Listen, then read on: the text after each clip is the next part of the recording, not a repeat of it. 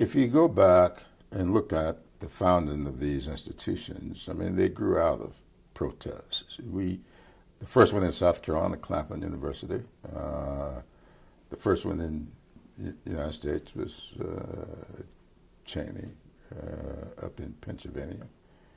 A lot of people don't realize it, but Cheney came into being in around 1837.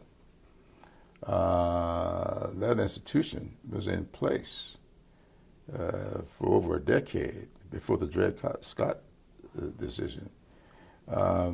I said when I was doing a convocation there one time, I said to the student body and the faculty, all the people gathered, I said, do you realize that at the time of Dred Scott's decision, professors here on this campus could have been taken into slavery as a result of that decision? And when you look at all of these institutions, they came into being because, in most instances, states were refusing to live up to their responsibilities of providing educational opportunities for everybody. So churches stepped into the breach. Claflin from the Methodist Church, Allen, African Methodist Church, Benedict and Mars, Baptist, Voorhees, Episcopalian.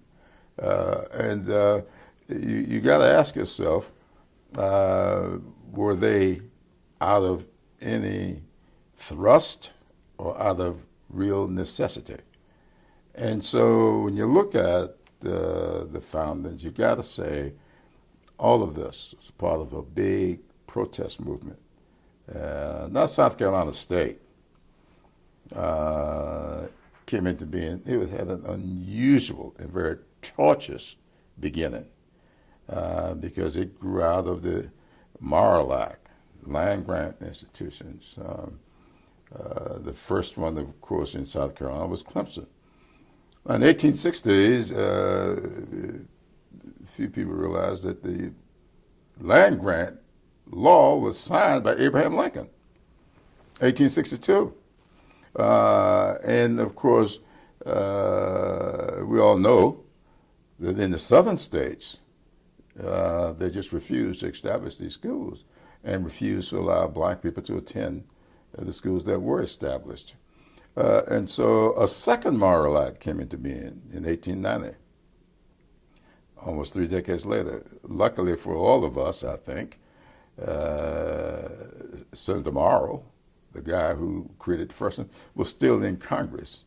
And so he came back with a second law, this time mandating that these new land grant schools had to admit people of all races. And so they was established for the former slaves. But South Carolina refused even then to establish the school.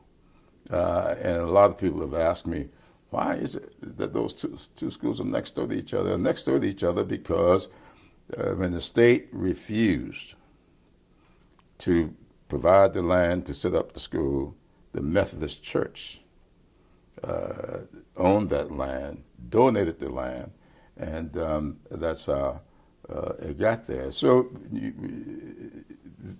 of course, the original land grant school was Claflin because they grew out of Claflin. The first money went to Claflin University. And so you look at all of this, and you got to say it's in the DNA of these schools.